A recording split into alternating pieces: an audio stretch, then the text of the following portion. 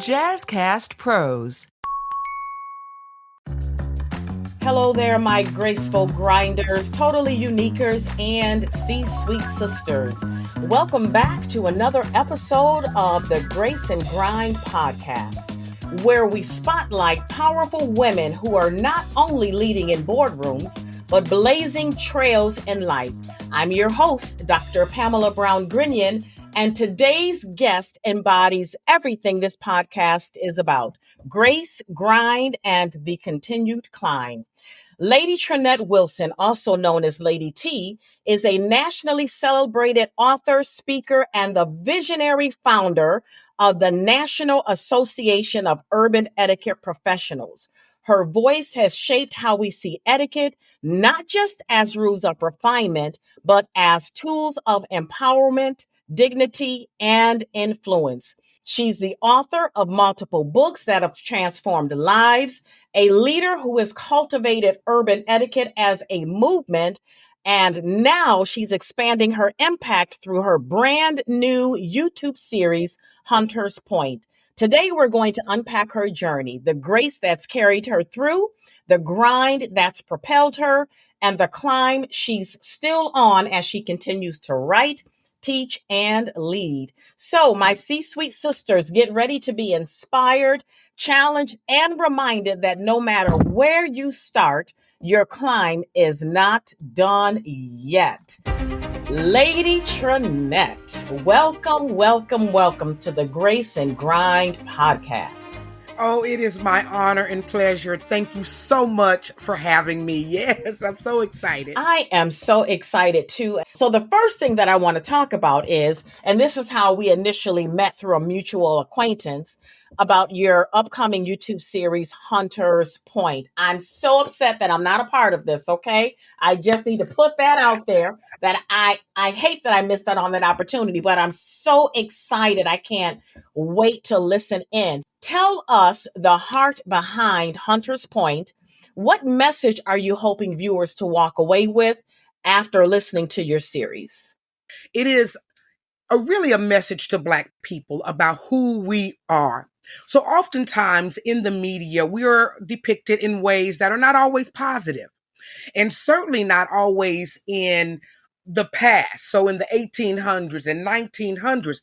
So often if you see that chasm there, you'll think, well, maybe all we were subservient. Maybe all we were slaves. And what I want the world to know, and most of all, what I want our culture to understand and know, is that not only did we come from kings and queens, but we also came from entrepreneurs, architects, lawyers, doctors, and people who really shaped our world. And so you'll see a lot of that in Hunter's Point. I am bringing alive that time period, the Gilded Age and right after, of who we were in that elite Black area in space that we often don't get seen in. So I'm hoping people walk away with hope and joy and pride in our Black culture. I love it. I am so excited to listen in. And you mentioned the Gilded Age. Anything that is a period piece, if it's listening to it or watching a documentary, I just absolutely am totally engulfed in it because I loved that era. And I love that you said that you want the Black community to walk away with pride. You want us to walk away with hope. And that is an empowering message for any type of platform to give. That is an empowering message. So thank you for that. And I'm sure my listeners will also, once we get a chance to delve into the first series. And speaking of that, when does your first episode air? So it airs on October the 10th, 2025 at 8 o'clock p.m. Central Standard, a time there on the Royal Black and Elite YouTube channel. And that's my channel that I host. I love just the name of the channel, Royal Black and Elite. And it speaks to Hunter's Point. Absolutely. I wanted to make sure that that whole message that I continue to send throughout whatever I'm doing as an etiquette consultant, as someone who works to elevate the thinking and the engagement of our people. I wanted to not only do it in that arena, but also creatively and artistically. So yes, it just rides right through royal, black, and elite. I absolutely love it. So, as I told you before we jumped into the podcast, I explained to you that I mostly work with C-suite women executives. And so I have a question for you that would be more appealing to them. So, if a woman in leadership or transition were to watch Hunter's Point, what wisdom do you hope she carries into her own leadership climb? I just love that question because Hunter's Point is set in a time when women weren't thought of as intelligent or as business owners. And in the show, you will see business owners who are women during that period because guess what? There were women who were business owners. So what I want women to take away from when they watch this, especially executives, is that you may be the first. Everything, the whole landscape may be different than what you think that it should be, but you deserve to be there. Walk in there with confidence, confident in your abilities, in your knowledge, your background, and your wisdom. Never be ashamed of who you are and never cower down in the face of greatness because if you're in that room, you are great too. And it's a way to do that without coming off being arrogant or being unapproachable, but it's being comfortable in your skin, no matter what environment that you're in. So that's what I hope. I hope they walk out empowered and understand that they belong in every room that they're in. Listen, I think our baby sisters are going to absolutely love that framing from that aspect. I was at a meeting today. I guess you would call it a meeting or an open house, and I was meeting some prospective clients, and it was all young people in there just fighting for the same opportunity, and they were only selecting like 15 people, and I don't know, like so, let's say 75, 80 people came in there, young people. And I went around and I met every single one of them that were in the room at the same time that I was. And I explained to them that don't look at what you see as competition. Don't, all you have to know is that you came in here with your set of special skills and that this Yes, is yes. your opportunity. You have to come in here and own the room. And so I told them, I said, even though I have on jeans and a t-shirt and sneakers, before I walked in this door, I owned the room. Yes, yes. And they were like, you own the room, Dr. Pam? I said, I own the room. I said, I don't care if someone was in here in a three-piece tuxedo and I'm dressed down. I still, in myself, the conversation that I have with me is that I don't care what anybody else looks like. I don't care what skills they have. I don't care what educational level they're bringing into this room. This room is mine and I own it. And I walk in there like I own it, empowered and motivated for myself, you know? So I love that message. I think that is absolutely wonderful. And just to piggyback off of that question, I'd like to ask if you could place just one sentence from your body of work, because you've written so many books, and I really want to talk about that as well. But if you could just place one sentence from your body of work in the hands of every C-suite woman listening today about embracing her own power, her own polish, and her own potential, what would that one sentence be? You know, more than anything, that you are equipped to fulfill your purpose. Oftentimes, we think you have a shortage of what we need to succeed, but you are equipped. You have it all within you. So what happens is you need to polish it to bring it out. So you are equipped. And so that's what I would say. Don't go into a room feeling that you're inadequate, that you're not educated enough, but that you have the skills that you need. Again, it may take some polishing. It may take some deeper level of learning so that you can become a master at it. But you are equipped to do what you have been purposed to do here on this I earth. love that. Oh, I just love that. You are so right about that. And I think the key thing is the polishing piece, because you may walk into a room and someone may, out educate you, someone may outdress you, someone may have more experience than you, but that does not mean that you cannot also ascertain those same level of skills and education and attire. It just requires a little bit of polishing so that you can reach that level or that acumen, whatever it is that you're hoping to achieve. So yeah, that's great advice. Now let's talk about some of this writing that you've done. You've written extensively on etiquette, empowerment, and leadership. Which one of your books most reflects where you are in this current season of your life, and why? So that is a beautiful question because in our life, a lot of times as business women, when we enter the market, we're a person, and sometimes we feel like we can't transition out of being who we were when we began.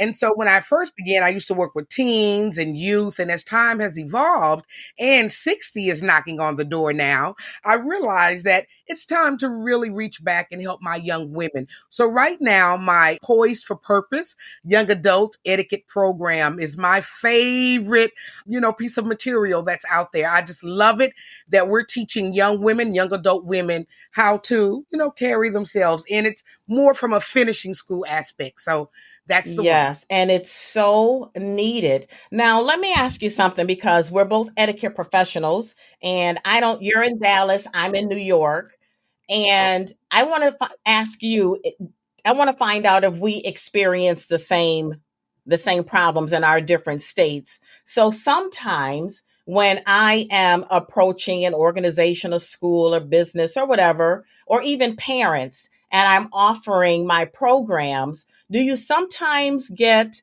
pushback or people not understanding the importance of it, or not really seeing how it would benefit them as a lifelong skill, or not wanting to invest in it? Do you experience that in Texas as I do in New York? Well, we're Southerners down here. So Southern charm, big hair, red lipstick. We beauty teas. This is something that is valued here most of the time in the southern region. We do a lot of beauty contests, debutante balls, things, even still today, things like that. So the value of it, they understand how they need it. However, I do sometimes feel that I run into people who feel like they'll never use it because they'll never be in a environment where etiquette is required. So then we have to teach that etiquette is every day, everywhere, all the time. So now, so that they can understand it, it's not just for the kitchen table or the boardroom, but it's for relationships. It's how well you communicate, how you present yourself. So teaching them the level and scope of etiquette. I think they know what it is, but the scope of it, and then the value of it is how for us, we're used to paying for things. So, but as I move north, yes, ma'am. In the Midwest, yes, ma'am. I do see where we do have to work a little harder to communicate its Yeah, value. we may have to do a little work together on that, because this is I have some things in my mind. I'm sure you do as well, where we can come together and do something that is really a movement, if you will, because I get a lot of pushback here in New York, and I don't know if it's a north south thing. I don't know if that's it, or if it's just that people, like you said, just don't, they see the value but not really understand the scope of why it's valuable. So that may be it. So Exactly. but we can talk about that a little bit too more offline. All right, so out of all of your feedback that you've received from readers, is there one story or testimony that deeply affirmed your purpose for why you put out so much information about etiquette and empowerment? Oh my goodness. So the whole idea that a woman of color is in this space that can walk again from the boardroom, from the uttermost to the guttermost. And we can be beautiful, we can be smart. So we're giving them a different view of what femininity is, what being a boss is, what being an executive is. So, of all of these things, I am just happy to hear women who come to say to me, Lady T, what I love about you is that you are authentically you. I have a gap. I'm very proud of that. I have no problem with it. People just love it. So accepting all of you and being able to flow in those spaces confidently. Whereas maybe when you're younger, you don't know about, how to love yourself in that way. But etiquette, image etiquette, dining etiquette, business etiquette, taking those classes, being certified in those areas taught me how to love this package that God had wrapped me with. And so that's what I take most from the women who I talk to. Thanks for teaching me how to be me and beautiful, in my own package. Yes, that is so absolutely important for women of all walks of life, young and old, that Absolutely. you are enough and you matter. I love that, love that, love that. All right, now I want to talk about this National Association of Urban Etiquette Professionals. When I saw that, I have to tell you, I was blown away, because you know how you get, God will give you something in your mind and you'll say, I'll get to it, I'll get to it, I'll get to it. And then I run across this and I'm like, okay, yes, someone's doing it and doing it well. And I'm so proud of the work that you're doing and the educating that you're doing for even the etiquette consultants. So you pioneered this organization, trailblazing etiquette in spaces that many overlook. What inspired you to start this movement? Now, this is really a funny story because I was a teenage mother and my children's father went to the NFL. And so I was thrust into a space that I was not equipped to handle at all. And so that is why I began to learn etiquette, because I wanted to represent him well, my race well, and I wanted to know how to behave in this environment. So as I began to learn and go into and be in the environment, I said, well, wait a minute, these are a lot of girls who just like me, from, not necessarily the hood, but maybe have not experienced this. And the word etiquette means ticket. Right, Ticket means access. right. So etiquette opens doors and gives you opportunity and access to things. So I said, well, I tell you what, I want to teach etiquette because I want girls who look like me and who want to progress in their life the ticket they need to the access. So when they sit at a table with a billionaire or millionaire, they don't feel inadequate. They understand that I said earlier, belong here, but they're also equipped to know what to do, what fork to use, where to leave the napkin if they're leaving the table, what even to dress in that environment. So that's what inspired me being totally ill-equipped to deal with that next level of my life. Listen, isn't it funny how life just catapults you into these situations, and you have to be successful in it. So you have to, and sometimes you have to create the tools that you need to go in the toolbox. Well, and that's why I did create NAU, because there was not an association per se who was working with etiquette instructors who were focusing on underserved Right, communities.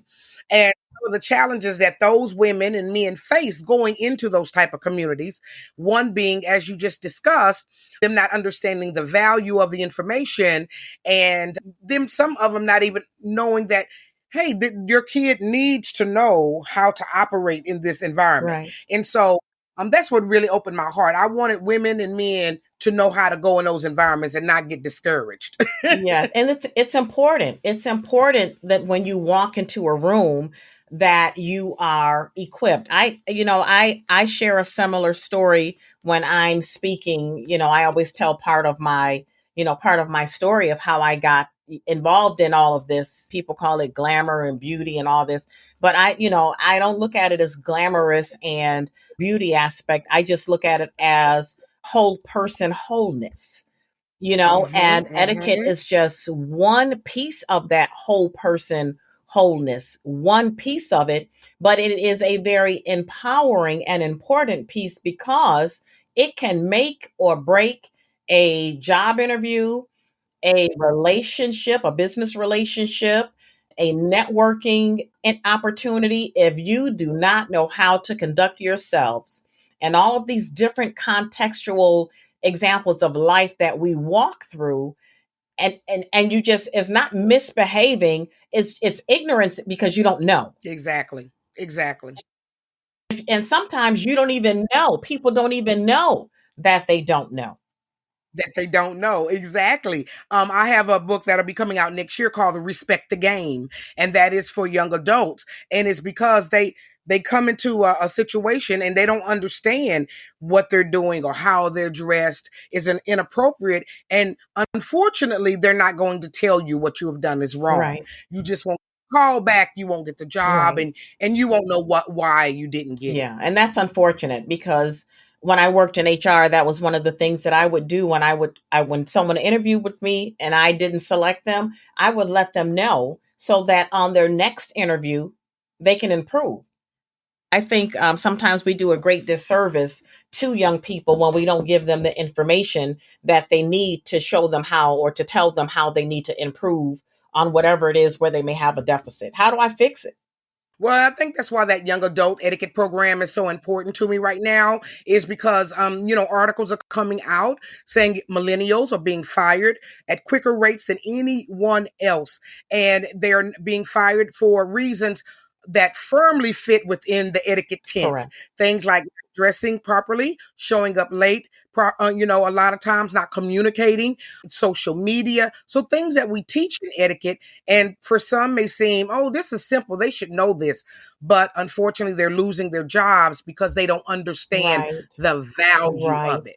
And I think that's where we can where you were talking about partnering, is teaching others the value of what etiquette really brings to life. Absolutely. And if this is your first job, you've never worked before, but this is your first job, how do you know about the playing field? How do you know the rules of the game if this is my first job? I'm fresh out of high school. What do I do if it's not taught in my home? I am a COVID kid, so something that I may have learned in high school, may not have, but may have, I missed it in my junior and senior year because of COVID. How do I now enter into the workplace without the skills? My mother doesn't have the skills. My father doesn't have the skills. Or if they do, they're not passing those skills down so that I know how to go in and secure a job. Not only secure the job, but the key thing is to retain the job, right? Right? To retain the job. So if they aren't learning these skills at home and they're not learning the skills at school and they don't want to come to us, how do they get the skills? Yeah, I mean, and that's why I do really focus on these communities, because it is so important. So that's also why I also founded the Royal Black and Elite YouTube channel, because through history they love learning about themselves and love learning about what made a person successful. And what we see in our history is that decorum, deportment, etiquette was extremely important to the advancement of people.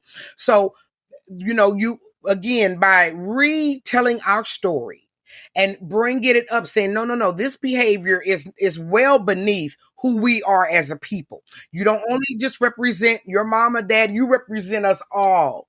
And so bringing that back to light, and making that a positive, thing, not something negative, but making it positive. Then we work with school officials. We also work with city officials. So we work with different audiences to help them understand how etiquette helps with classroom management. We have a program called the Etiquette Ambassadors Program, and that is for elementary and junior high school. And so we teach at an earlier age group because we know intervention has to come earlier. If we're getting them in the sixth grade, it's too It's late. too late. We have You are so it's too late. correct. So, Yes, ma'am. oh my God, like you don't even know, you just struck a nerve in me that is tingling right now because In my dissertation, I did research on social skills development and how critical they are as early as, preschool. Learning the character development and in elementary school, even, simple things like learning how to share and to cooperate. Those are all social skills or soft skills, whatever you want to call them.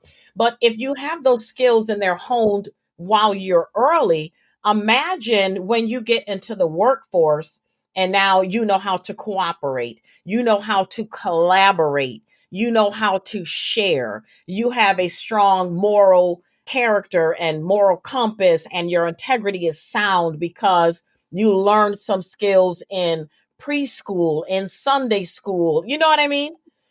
Like Mm-hmm. you, Absolutely. I'm telling Mm-hmm. you, Well, and the thing is, those things come into play as an adult worker in ladies, right. in corporate environment. Your character, your integrity, it It matters in matters. those work environments. And so, yes, I thought we should start earlier. I think we should start earlier. So on that end, but also on what you're doing through your podcast, what you're doing through your business and etiquette, what I'm doing here in Texas, working with adults in the corporate environment is extremely important as well, because these are the younger kids' parents. Right. So etiquette starts at home. Right. We can teach you we're blue in the face, but if it's not reinforced in the home, then our mission is going to not work. Absolutely. Absolutely. And that's why anytime I do any type of training or give a keynote or coaching or anything, I tell them that the crumbs will taste like the cake. So if you are lemon cake and you want your children to taste like lemon cake, then you have to pass down lemon cake characteristics because the crumbs are going to taste like the cake. And so you can't teach all of this stuff to the kids and leave the parents out because the parents are the cake. Exactly. That's good. That's The good. parents are the cake. And so a lot of times we focus on the children.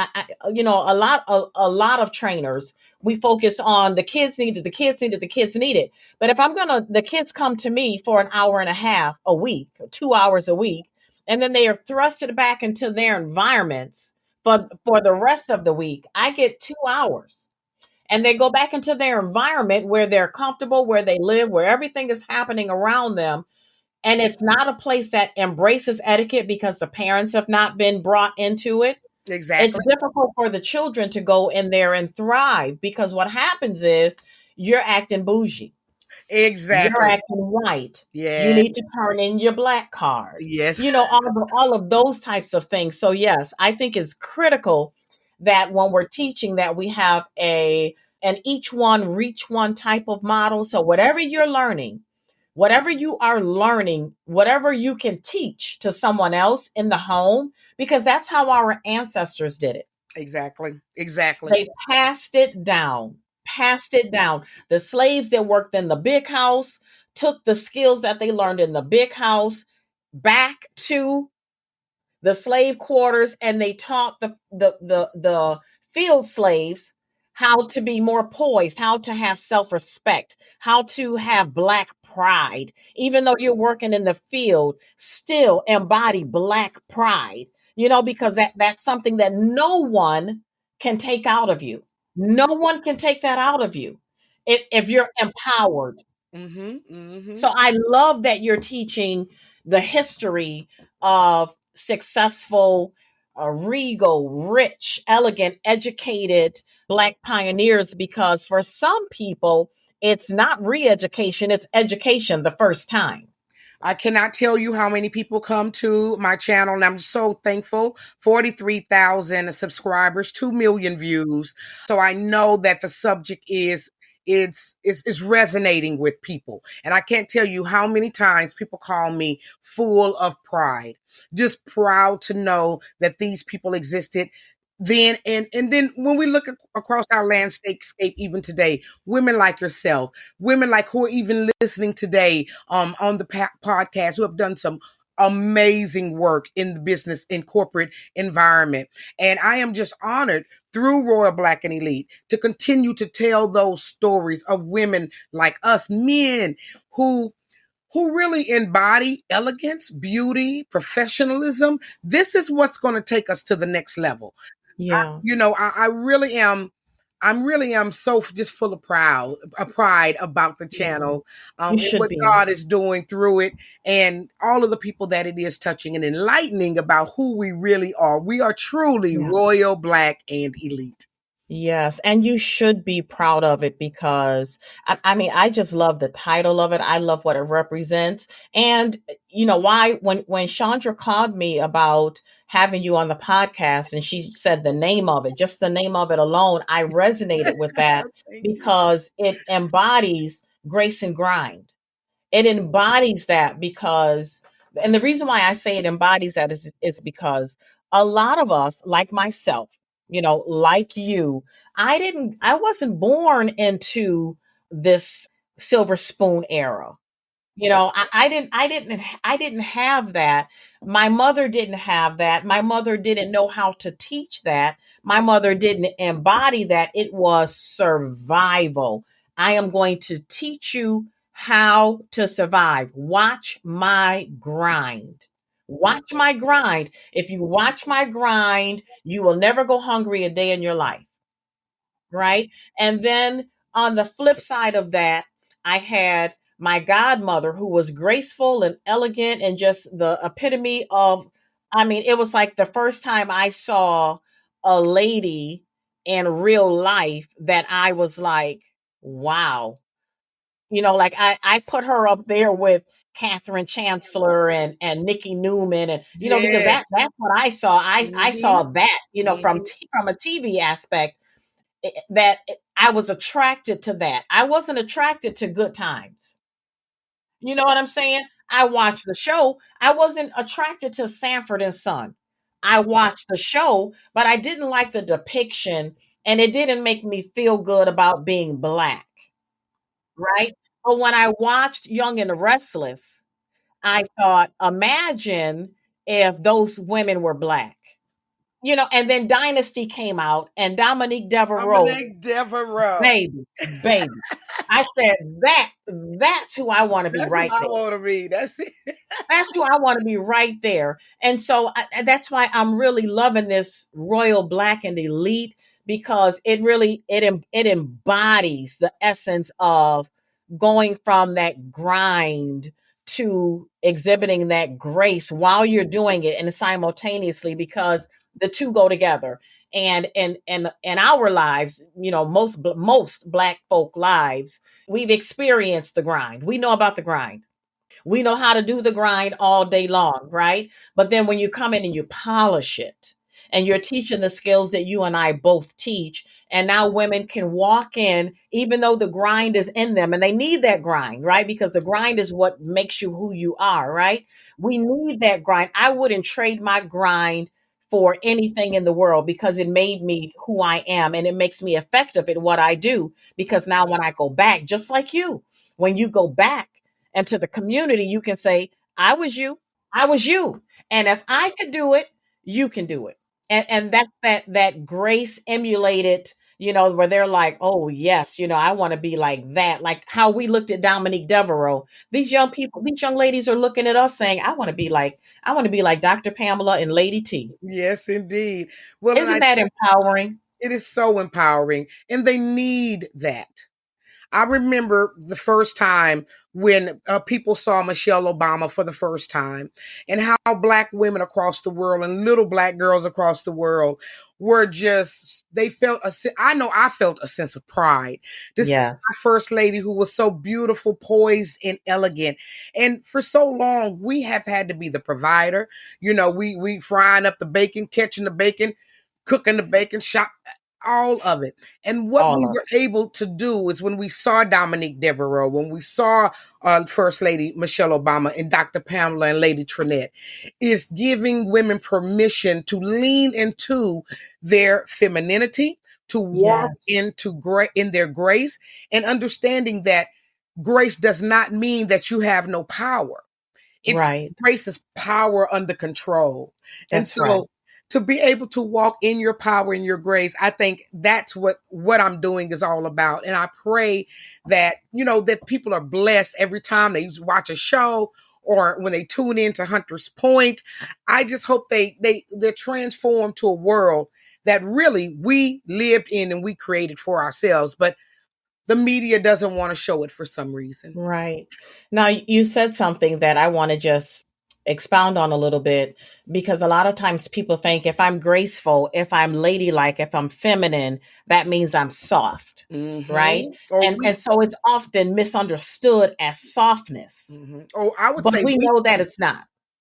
Right. And I would even take it a step further and say it's perceived as weakness. Yes, absolutely. Yeah, soft, because I do believe that for so long, women have, especially in our experience, have been viewed as we're supposed to be strong, hard, we can fight the dog, we can fight a grown man, we can fight the kids.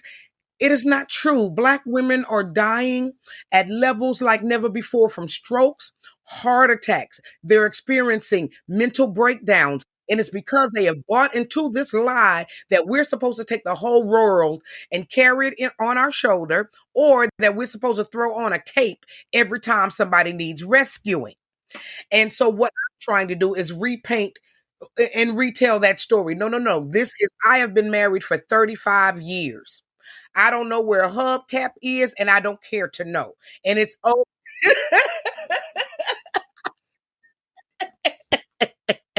and so for women to see women like us and say it's okay to be that way, and it's not that we're weak, but we understand our strength. I think we have to continue to push for that message. Yes, absolutely, absolutely, and absolutely. So, how do you embody your grace as strength? And how has grace been your superpower, your secret superpower? Oh my goodness. I try to use it in every area of my life to be graceful in any type of situation I'm in. So what is gracefulness? Gracefulness is appropriateness, understanding the right words to use, understanding your behavior and the right, engagement in that moment, how to act in that moment. So I bring grace into every arena that I step in. And it has been my superpower because it disarms people. Because nowadays people are so brash, and so grace truly disarms them. It softens their stance because it brings back memories of perhaps their auntie or their mom or that person, like you just said, who embodied grace for them. So it takes them back to a time of something that really meant something in their past. And so it has helped me in that way of being my superpower. And then the end, it allows me the favor to be able to create a Hunter's Point, to create NAU. I mean, can you imagine bringing together 200 Black women from across the country to all agree on one subject? Girl. Listen, two women, just two women. Okay. Let alone 200. 200. So I've used that grace in allowing for women to be able to see that I'll allow them to be who they are, the powerful women they are. They are consultants. They're strong. They're out there teaching. You women who are on this podcast today, you're in the boardroom. You're teaching. You're strong. But your strength truly is your grace, your smile, your being amenable when and again, it's not being weak. When I don't agree with something, I am able to communicate it in a way that gets my point across without me turning down Sister Girl Lane and the fist coming out. Right. And so you get a lot more respect when you're able to plead your case in a succinct and concise way versus the sister girl, route. So grace is your tool. You need to keep it in your toolbox. You are so right. But I think I agree with all of that. I embody grace in every arena that I have the privilege of being in. And it's sometimes surprising to people, right? Sometimes It's quite surprising to people because they expect us to come a different kind of way. But you know what really undergirds my grace? And I think that this is a missing key. And I'm actually writing a book on it right now. And it's a phrase that I coined called emotional etiquette. Yes. Yes. Because when you can understand that you do have things that reside in you that you didn't put there, you didn't want to be there, you want it out, and it has troubled you for decades, Mm. but it's still in there, Mm-hmm. and you're a C-suite executive, right? You could be the CEO when you're in the boardroom and in the office and in the organization, but then when you go home with yourself, you don't even want to be with yourself because you are emotionally inept.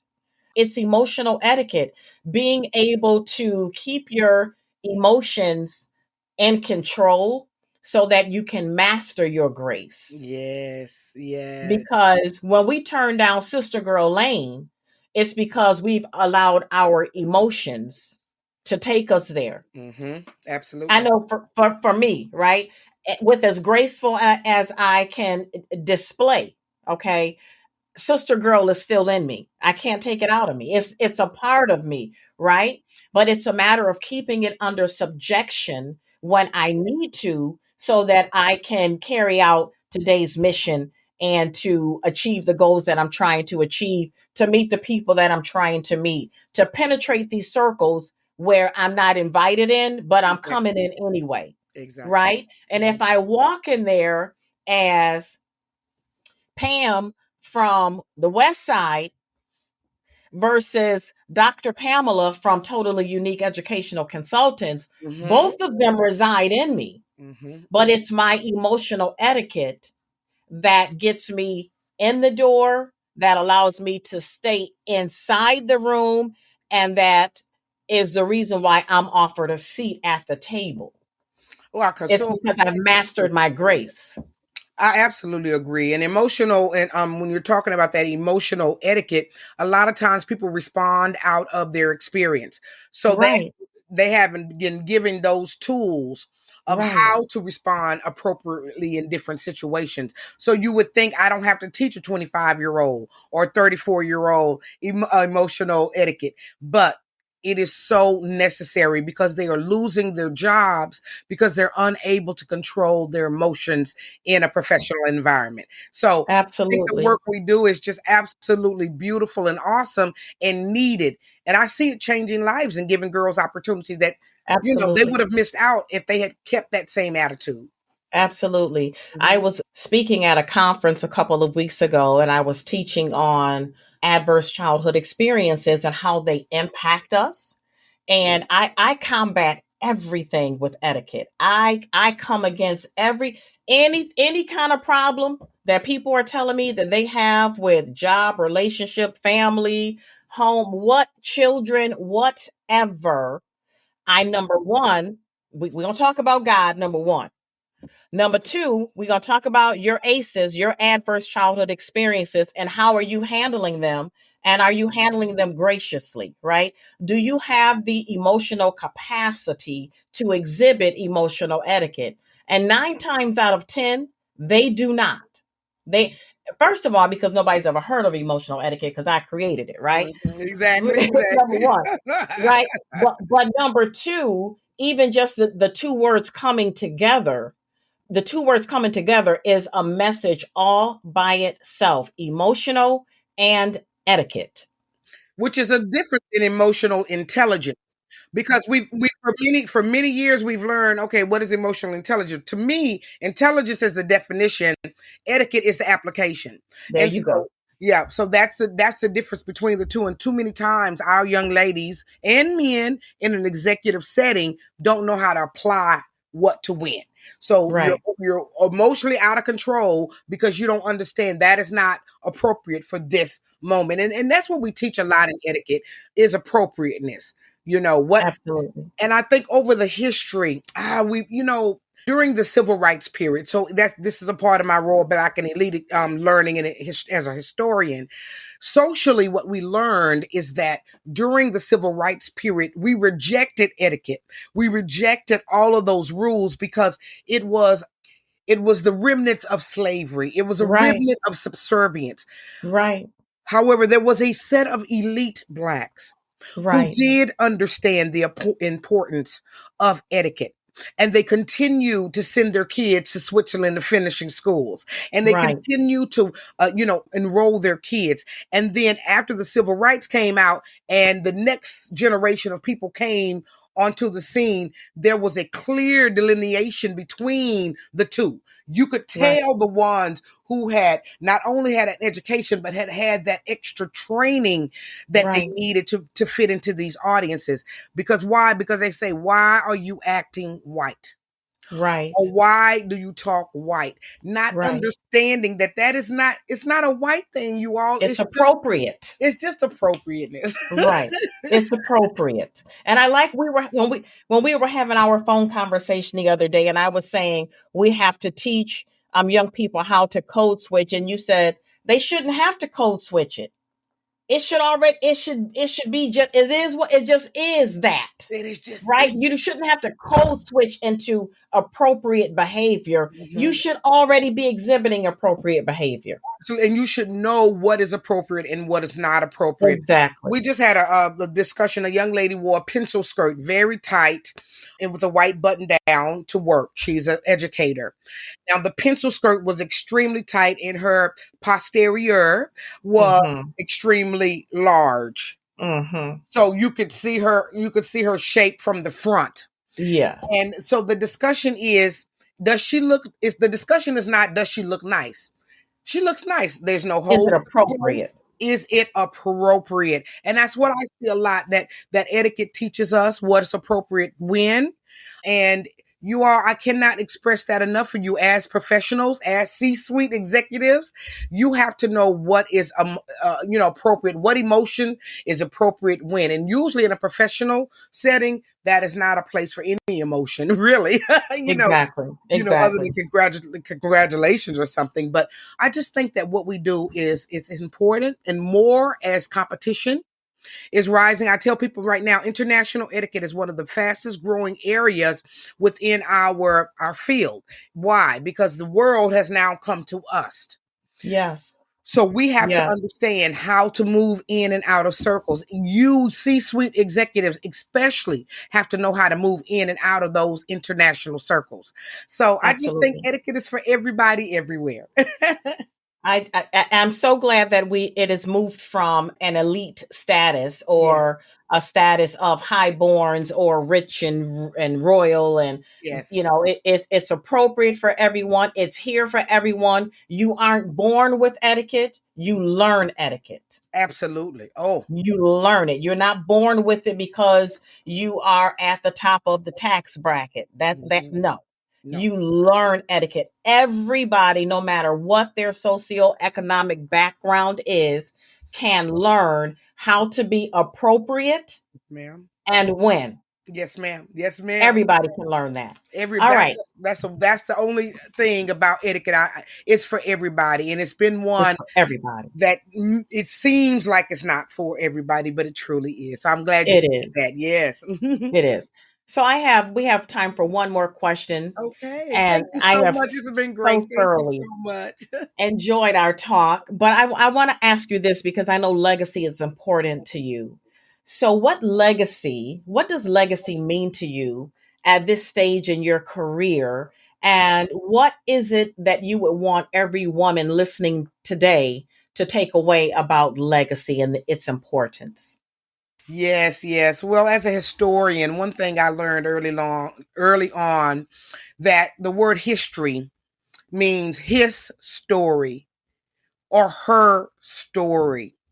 And in between that is a dash.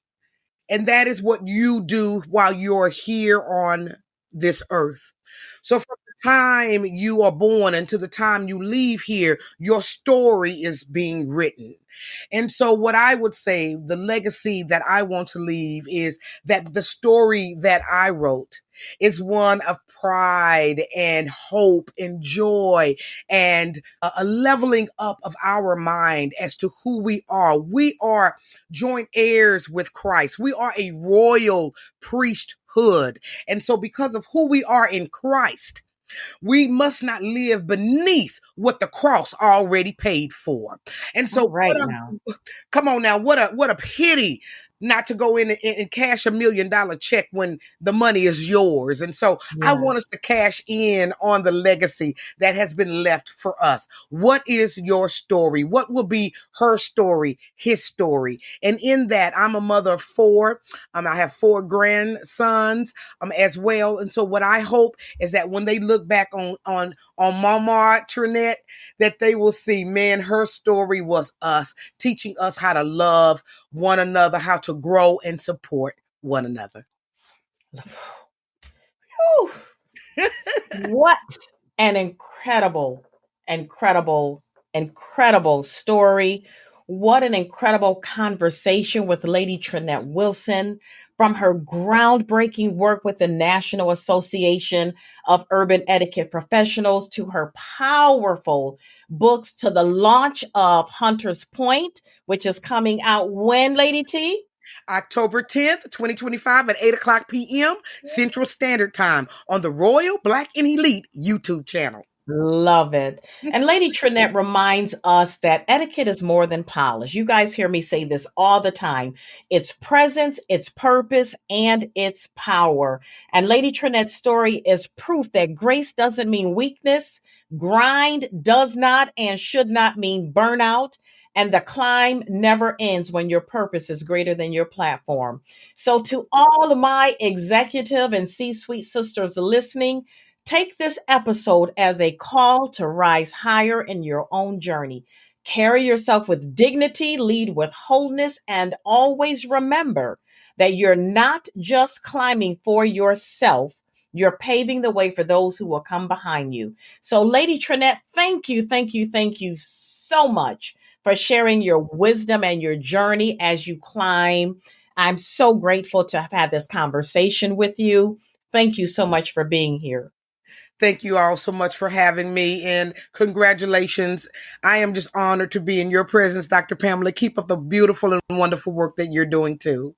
Wonderful. Thank you. And so now, my C-suite sisters, graceful grinders, and totally uniquers, that is all we have time for today. I'm your host, Dr. Pamela Brown Grinion with Totally Unique Educational Consultants. And you guys know what I'm going to say, right? You guys know what I'm going to say. I want you to always remember to create your totally unique day on purpose. But also, my other message is I want you to also remember that you have the power to control how your trauma shows up in your life, how it impacts you, how you respond to it, and how much power you give it. So you do have the power. Now rise. All right. Until next time, take care, and we are out.